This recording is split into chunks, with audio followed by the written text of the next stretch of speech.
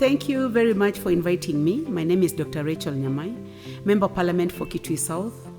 I have been in the National Assembly for the last 8 years. In the first term, the 11th Parliament, I was privileged, courtesy of my party, to chair the Parliamentary Committee on Health.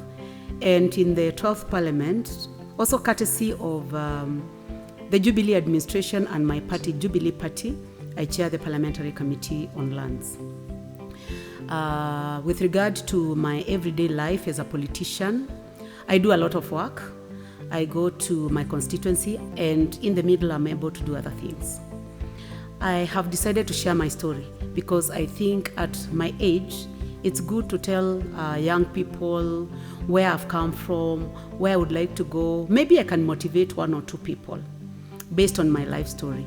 I grew up in the rural village. I looked after cows, after goats and sheep. I am a daughter of an assistant chief, so I am from a big family. And I think I picked a lot from my elder brothers and sisters, and also from my father, who was a loving father and a disciplinarian. With regard to education, I went to Kenyatta University for my first degree. For my master's also, I studied a Master of Education, focusing on Sociology. While I was doing my master's, a certain group of Danish sponsors from the Danish Bilharziasis laboratory visited Kenyatta University, and they wanted to have bright students who they could work with, who they could expose to participatory health education and health promotion. And this is the time that I got a partial scholarship to study with Danida. And I got a lot of exposure at an early age. I studied a participatory approach to health education, health promotion that was called IVAC, Investigations, Visions, Action and Change. And I was also trained to do research in a participatory manner. And this is how I found myself as a young student in Denmark in a project that was a collaboration between my university, Kenyatta University, and the Danish Bilharziasis laboratory, as I had said before. I would like to talk about music because I love music. I sing because I love it. There are people who ask me, what time do you sing? Because you are a politician, you should be doing politics. But I want to say that the work of a politician is really heavy, and that is why I decided to sing a song about Kitui Road, where I have tried to show the kind of work that a politician has. But with regard to myself and my own experiences is that there is a lot of time. 24 hours in a day is a long time where you can decide to work for the people, work for your family, work for the House, that is the National Assembly, work for the Parliamentary Committee that I chair, and work for my party and do politics. And I can say that I do all these things very well. As much as people evaluate me, I try to evaluate myself. And I would like to say that I am confident in what I've been able to do for the last 8 years, for the people of Kitui South, for my family, and even for development of this country as a whole. When I was young, I knew that I loved singing. But as I said, my background, the family that I grew up in, I think the interest in talent was not really a big thing or a concern to them. And the person who identified that I could sing was my mother. And the level of education of my mother was low. And all she told me is, sing. Sing in church. Sing when you go to church. Sing when you go to school. And I remember I used to sing about anything. And I used to mimic the radio. That is the closest thing that was around me that played music was the radio. And as I said, I am a rural girl. So I remember singing songs that I heard. This is at an early age, maybe about 9, 10, that I could remember when I was in class 4. And I remember singing a song that went like this. And my mother heard me. And my mother asked me, why are you singing a funeral song? you should sing songs that are not funeral, because this is a very sad song. So I got to know that then there are songs for different events.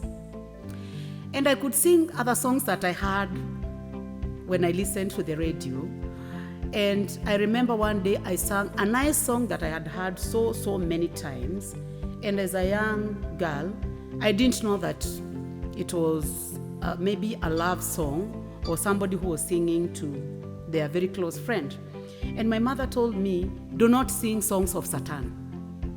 So then I got to know, oh, there are nice songs and there are bad songs. So then my mother, as much as she was not educated, she could classify music.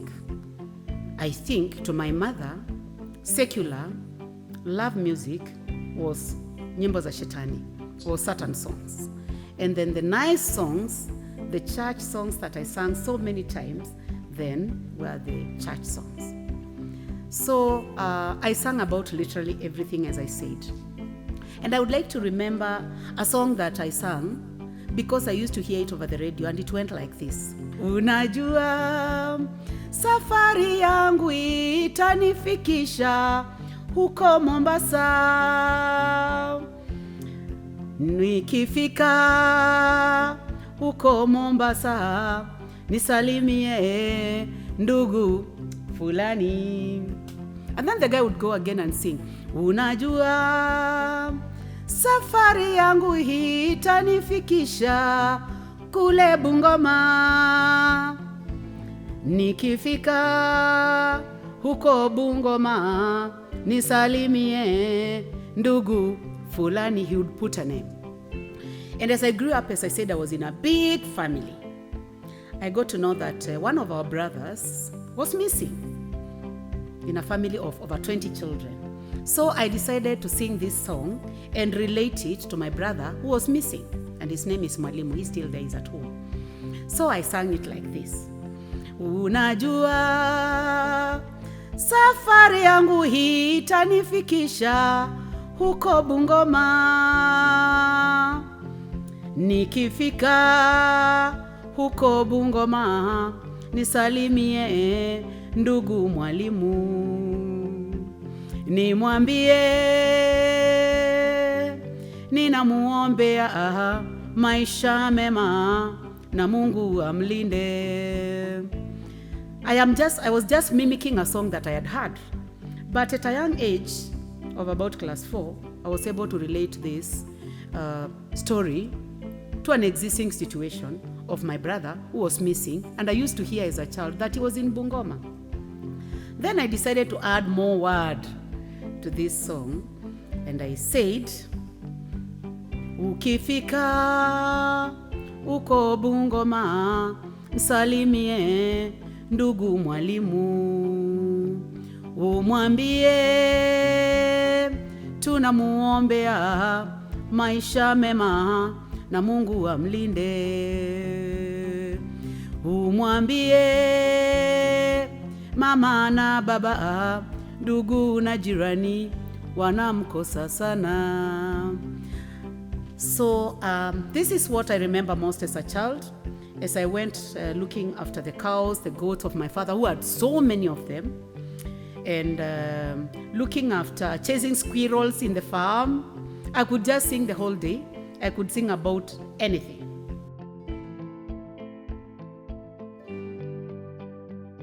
So then, as I went to school, my teachers were able to identify my talent very young. I thank some of my teachers because I was in a rural school where nobody really cared so much about teaching us science and every other subject in vernacular. But there is this teacher who was a music teacher who identified my talent very early. And I remember my first shairi that I was given by the teachers. It was about the coffee plant. I still remember the shairi. And as a young girl, I had never gone beyond maybe Mutomo town or Kitui town, because my father was an assistant chief, and I got exposed to town much later. I remember I was given this shairi, and the shairi was about mmea wa kahawa. And this is how it went. Kenya imebarikiwa na Mola kutunikiwa kwa mzao maridhawa mmea wa kahawa. I may not remember the other lyrics or the way the shairi went, but I remember doing this shairi with so much passion, but I had never seen a coffee tree. Maybe I got to see a coffee tree when I was a young adult in secondary school, but I did the song so nicely that I went through the zonals, the divisionals, the district level, and even at the provincial level, talking about kahawa, a plant that I'd never ever seen. Then around the same time, I could also go and listen to my elder brother, Makwele, when they sang with the adult choir. And I still remember the song that they sang. And I really wanted to be in the choir for standard 7, not really adult, but the bigger kids. Because that time I may have been in class 3 or 4, because I can still reflect on a few things that I did then. And they had a song that was led by one of the teachers, and I could listen to them sing, I could admire them singing, and I really wanted to sing, to an extent that I learned the song. And I decided to sing it so that the teacher for music could hear me. So I went near where they were singing, and I decided to sing the song. And the song went like this. Mary and the little baby lived in Bethlehem. Every time the little baby cried, she rocking the little lamb. You notice that I'm not even sure of the lyrics. And it's unfortunate that I cannot get somebody to tell me exactly how the words of this song. But I just sang it to the teacher. And the teacher got interested and came to me and told me, Inaingi. And I sang it loudly. Mary and the little baby lived in Bethlehem. Every time the little baby cried, she rocking the little lamb. And I told him I could also sing the other voice, and that was maybe tenor, I don't know, but it went like this. Mary and the little baby lived in Bethlehem.